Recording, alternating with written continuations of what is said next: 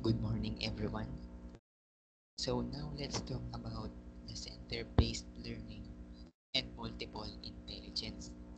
Dito malalaman na natin kung ano yung focus ng center-based learning sa multiple intelligence of an elementary learner or even a learner, a student.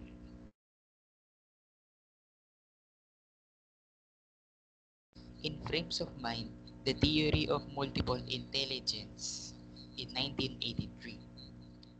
However, Gardner, a Harvard University professor, created the theory of multiple intelligence, which enlarged the parameters of intelligent behavior to embrace the diversity of human capabilities, according to Bender 2002.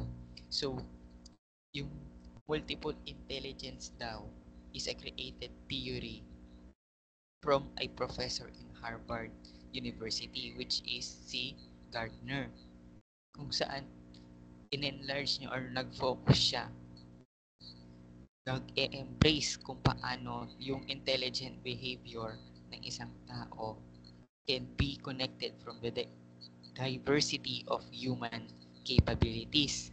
Kung paano yung isang tao, ano yung kakayahan niya, at kung ano yung kaya niya pang gawin, either of his or her diversity. Kasi nabibase yan, it comes to a parameters of intelligent behaviors according to Bender 2002. According to the theory, each person possesses capabilities in all nine intelligence. So that sabi daw dito sa theory na ito that each person has this capability in all nine intelligence o meron silang kakayahan o kung paano yung nine na intelligence ng isang tao ay nagagawa or meron ang isang tao based on his personality or her personality, which interact in ways that are unique to each individual, kung saan nakikisalamuha sila sa bawat isa, kung saan may kanya-kanya silang uniqueness at may kakayahan sila na pagkaka iba-iba pero nagkakaroon ng interaction. Gardner contends that with the right motivation and guidance, almost everybody has the potential to develop all nine intelligence to a reasonably high level of performance. So sabi dito ni Gardner, may kakayahan or mayroong sapat na karapatan ang isang tao na mag-motivate o gabayan ang bawat isa sa potential nilang pwedeng ma-develop or mas lalong ma-enhance ng isang tao yung kakayahan niya para magkaroon ng high level of performance o yung mataas na kakayahan para makapag-perform siya. And pwedeng pumasok na yung kakayahan niyang yon within all the nine intelligence, which are we going to talk about later on. Intelligence are always engaging with one another. So sabi nga nila yung kakayahan ng isang tao o yung intelligent niya ay kaya niya makipag-engage or interact sa isa pang tao. Kunwari, yung kakayahan ko, pwede kong ma-encourage or ma-engage sa isa pang kasama ko. Yun yung based in the study of Armstrong, book 2009. As a result, intelligence are multiple rather than singular. So, ibig sabihin nito, yung naging result niya is multiple. Marami. From the word multiple, hindi lang siya iisa. Sabi dito, rather than singular. Kesa sa naging isa na lang yung kakayahan or intelligence ng isang tao. It can be multiple or broad.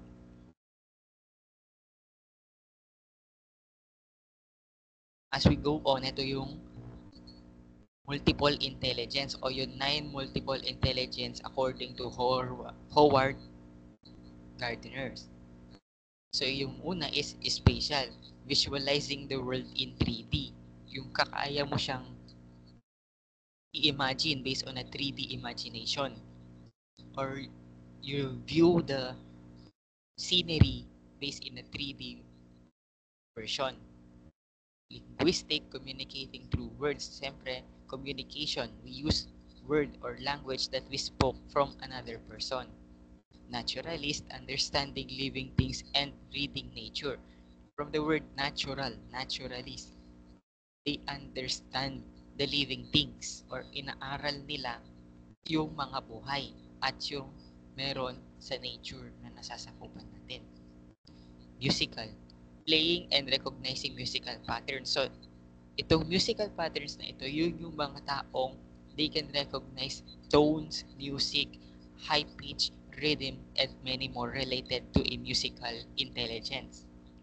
Logical, mathematical, quantifying and reasoning logic, like linear thinking. So, yung mga mathematical based o yung mga meron silang logical understanding regarding to a problem solving. Siyempre, logical, kailangan sa math connected yan. As we solve or solve a problem solving that shows how our mind works in a quantifying of numbers. Existential, understanding the whys of the world. So, ito yung mga existential, yung mga nagtatanong sila kung ano or paano or bakit ang mga meron sa mundo natin. Bodily kinesthetic, fine motor skills, and physical activities. Ito naman yung mga may ginagamit ang talent ng kakayahan nila sa pangangatawan nila, yung body movements or the kinesthetic actions. Intrapersonal, understanding oneself and one through and feelings. Ito yung mga inaaral nila, yung sarili nila, at saka yung meron sa feelings nila.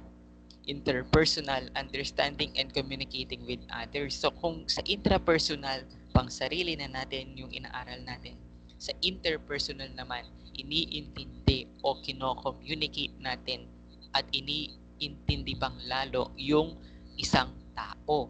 So from ourselves, we're studying another person and that is interpersonal. So these are the 9 intelligence na tinutukoy kanina in our previous content na pwedeng maging kakayahan ng iisang tao. As they improve, their intelligence comes broader or border, lumalawak. Ibig sabihin from kunwari linguistic ka lang, dahil natututunan mo or na-enhance mo yung intelligence mo bilang isang tao, as Howard Gardner's study, kaya na nating gawin yung lahat ng 9 na ito. Gardner is certain that intelligence are interconnected. Yung kakayahan daw natin o yung mga intelligence natin according to Gardner are interconnected or may konektado sa bawat isa. But he also believes that there are significant difference between them. Pero naniniwala pa rin si Gardner na kahit konektado yung mga yun or interconnected, bawat 9 na multiple intelligence ay may iba't ibang kakayahan na wala ang isa pero meron ang isa.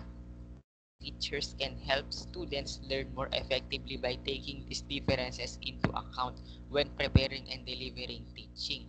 So, sabi naman dito na a teacher can help a student effectively or kaya ng isang guro or ng isang teacher sa isang klase na gawing mas epektibo pa ang mga pagkakaiba-iba na multiple intelligence ng bawat isa sa paghahanda sa isang klase.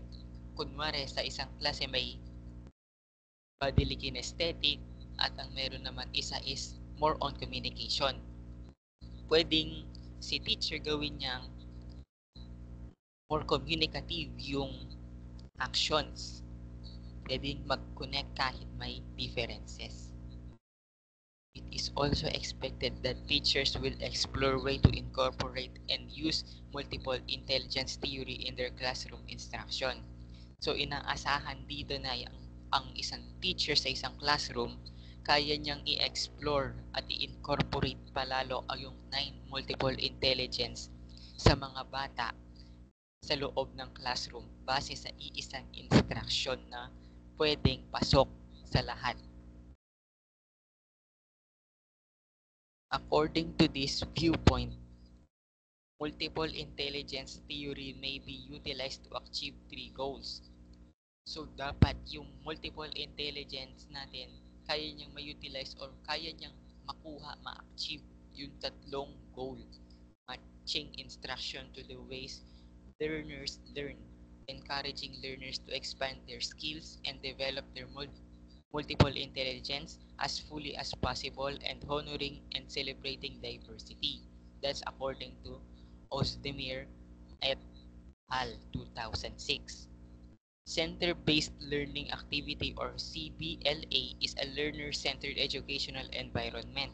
So, ang focus ng center-based learning activity is centered sa student or sa learner. More on nakafocus siya sa learner. Learner-centered educational environment. Ang school or an study area is focusing for the learner, providing and expanding possibilities of various learning style and teaching techniques. So, dito dahil learner-centered siya, ina-expand niya yung posibilidad sa marami pang learning style and teaching techniques na pwedeng maituro sa mga students dahil focus siya at naka-pinpoint siya sa mga bata.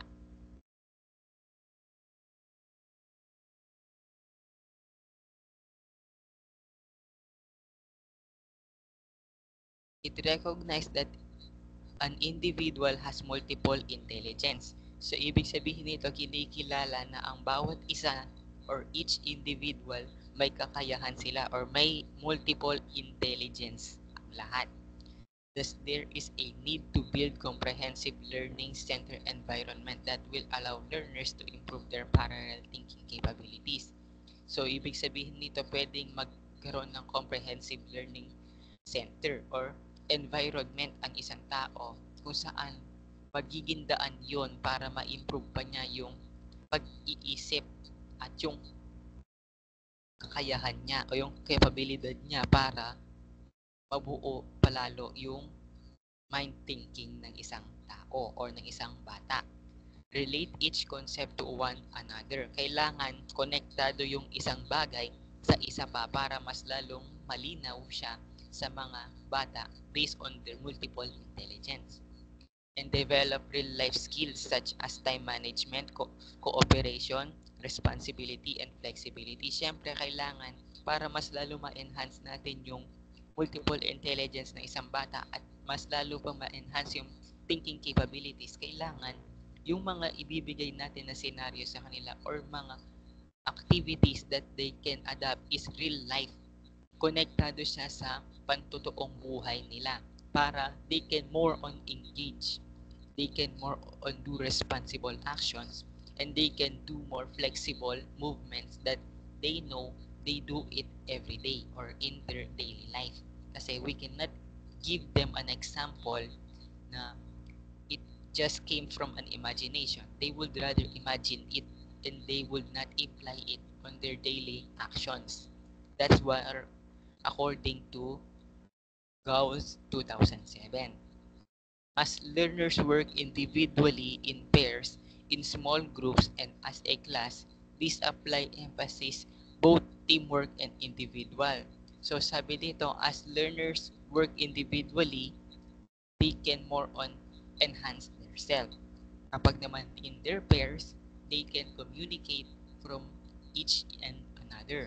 Kapag naman in a small group, sa maliit na grupo, they can think more on and share it to the group, and they can critically combine or scaffold each idea. And in a class, syempre they can emphasize a teamwork. Pwede silang lahat na mag-enhance yung kakayahan nila as one team. Kapag naman individual work, syempre pang sarili. Hindi naman sa pang sarili talaga siya, more on focus on your individual capability. Yung kakayahan mo para maipakita yung intelligence na meron ka bilang isang learner or as a human being. So that's the end of my report.